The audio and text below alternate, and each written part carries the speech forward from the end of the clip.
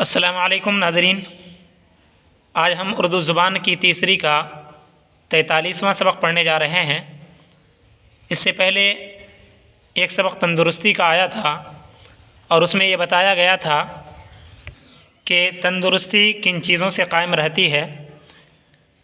हवा का नाम आया था, पानी भी उसमें था, यानी हवा आलूद हो जाए और इसी तरीक़े से पानी भी साफ़ व सुथरा ना रहे, इंसान को ना मिले, तो ऐसी सूरत में इंसानी सेहत को नुकसान पहुंचता है और तंदुरुस्ती ख़त्म होने लगती है।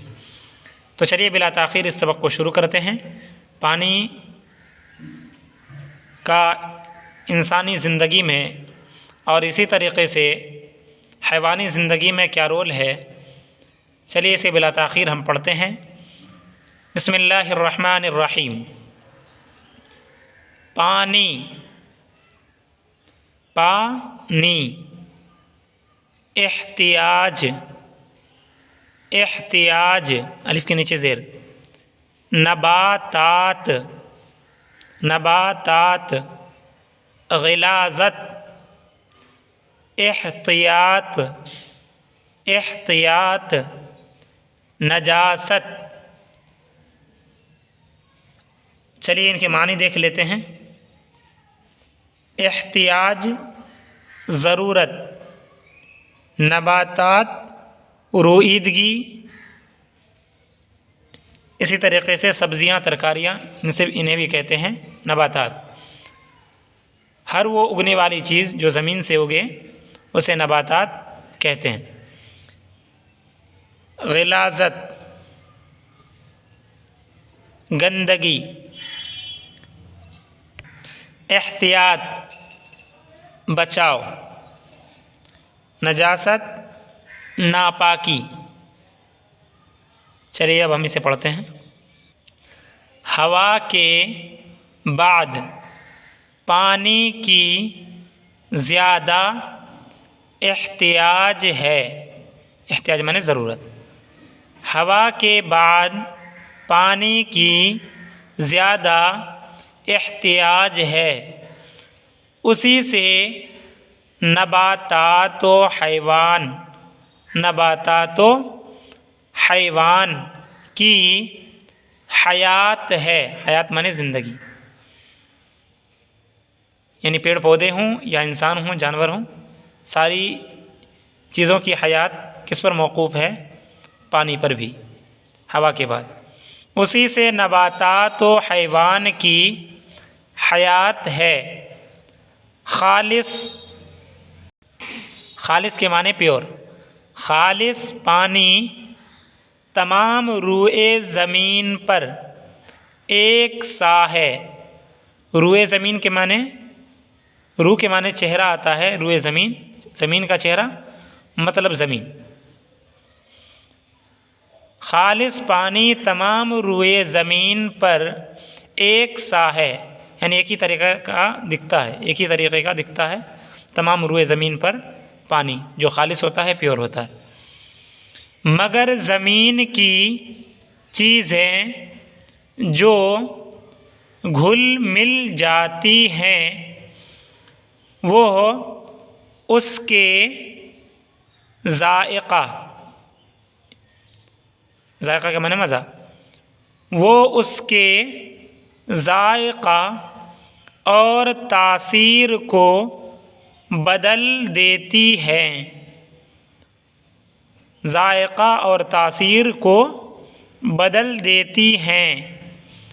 कहीं का पानी हाजिम यानी हज़म करने वाला और शीरीं होता है, यानी मीठा। कहीं का पानी हाजिम और शीरीं होता है।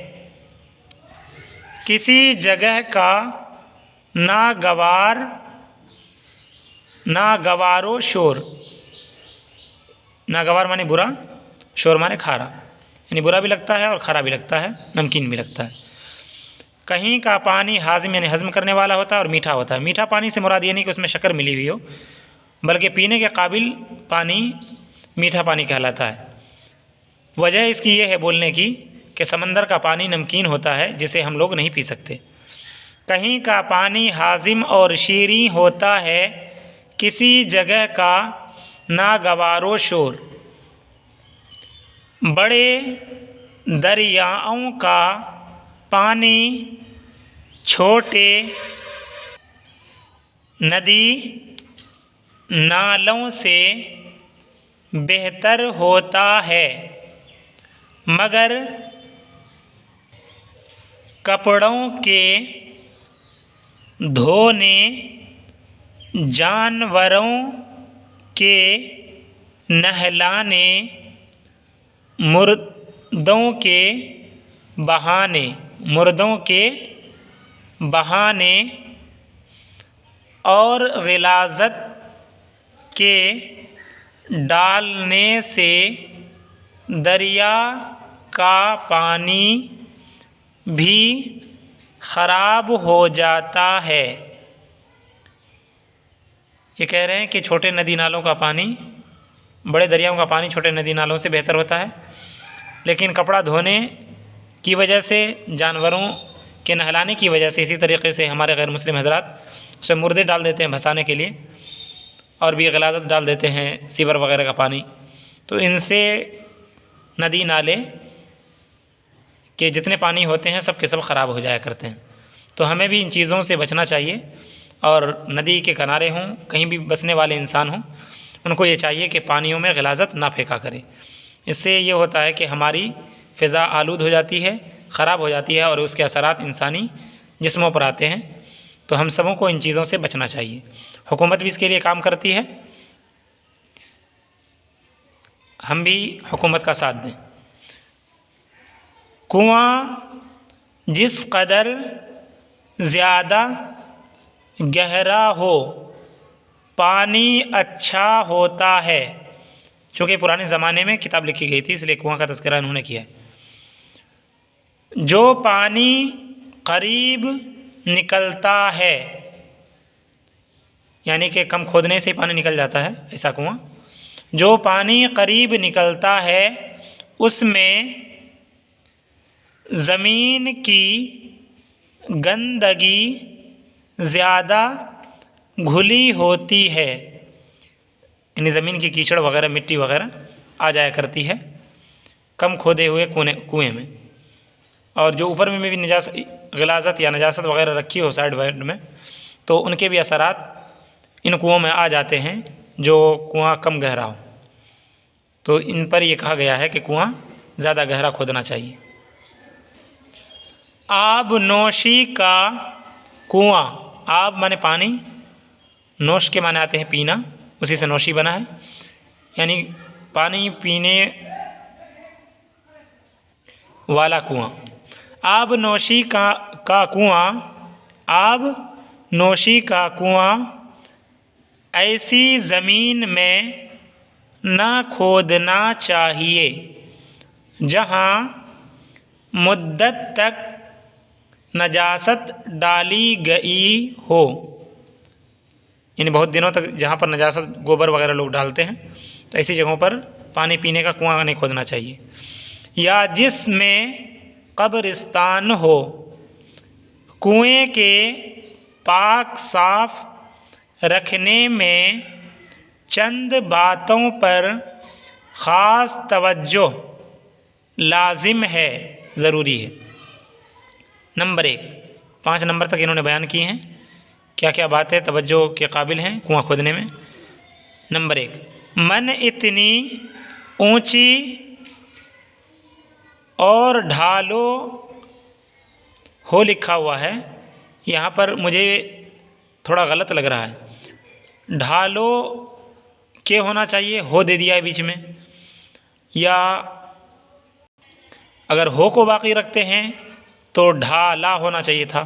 ढाला हुआ हो के बाहर का पानी अंदर ना जा सके।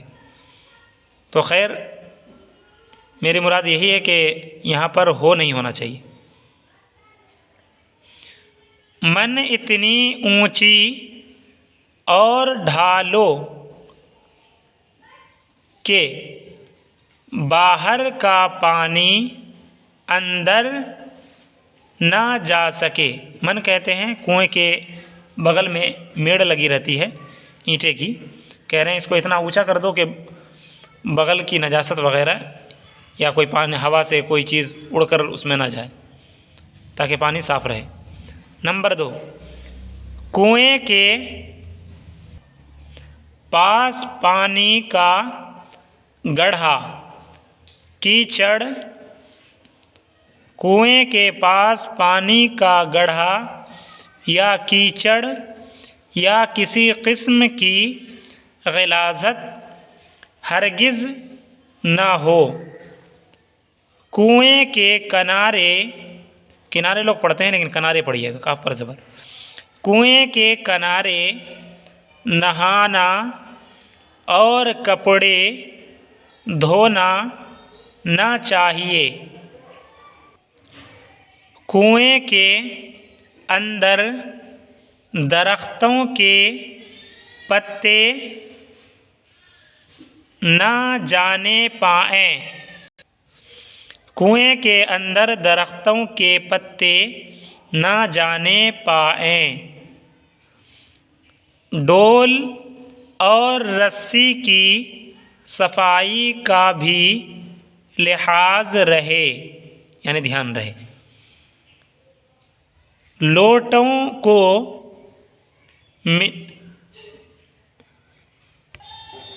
मिट्टी मलकर कुएं में डालना बुरा दस्तूर है। पहले ज़माने में मिट्टी से लोग बर्तन मांजा करते थे, कहते हैं कि मिट्टी से मल करके लोटों को कुएं में डालना ये बेहतरीन और अच्छी चीज़ नहीं है। इसलिए अगर आप डालेंगे तो फिर इस तरीके से कुआं का पानी गदला हो जाएगा, ख़राब हो जाएगा, जो पीने के काबिल नहीं रहेगा। अगर रह भी जाता है तो फिर मिट्टियों के असरात इंसानी जिस्मों पर पहुँचेंगे जो बुरा असर डालेंगे।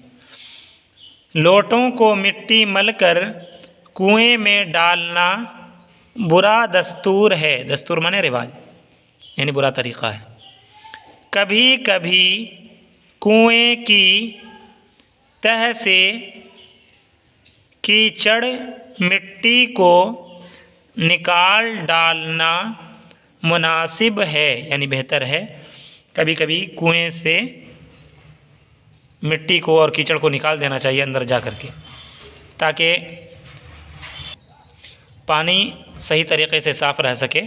इसलिए कि बहुत दिनों तक पानी जम जाने के बाद आप भी देखते होंगे नदी नाले में या गड्ढे वगैरह में जहाँ पानी रखा हुआ होता है, जमा रहता है, तो ऐसी सूरत में नीचे कीचड़ हो जाया करती है और कालिक वगैरह लग जाया करती है, केजड़ी वगैरह जिसे हम कहते हैं। तो अगर आप उनकी सफाई कर देते हैं तो फिर कुआं अच्छा और मुनासिब हो जाता है पीने के काबिल और खूब साफ़ो शफ़ाफ़ हो जाया करता है। तो नाज़रीन, हवा और पानी के बारे में हम पढ़ चुके कि किस तरीक़े से इंसानी जिस्मों पर इसके असरात मुरतब होते हैं। तो बिला ताख़ीर हम इन असबाब को अब रोकते हैं और आप लोगों से ही गुजारिश है कि पानी की सफाई का भी ख्याल रखें। आजकल तो कुएं का ज़माना नहीं रहा, लेकिन जहाँ पर ट्यूबवेल वगैरह या नदी नाले हों तो वहाँ पर उनकी सफाई होनी चाहिए और लोगों को ये ख्याल रखना चाहिए कि उनमें कूड़ा कचरा न डाला करे, इसलिए कि इससे हमारी फ़िज़ा मुअत्तर होती है, बदताफ़ुन फैलता है और उसके बाद इंसानी जिस्म सही सालिम नहीं रहता। तो चलिए बिला ताख़ीर इस सबक को यहीं पर रोक देते हैं। इंशाअल्लाह फिर मिलेंगे अगले दिन सबक नंबर 44 के साथ। और आप लोगों से यही गुजारिश है कि वीडियो को सही तरीक़े से देखते रहें और पढ़ने वालों तक इसको फैलाते रहें। अस्सलामु अलैकुम व रहमतुल्लाहि व बरकातुहू।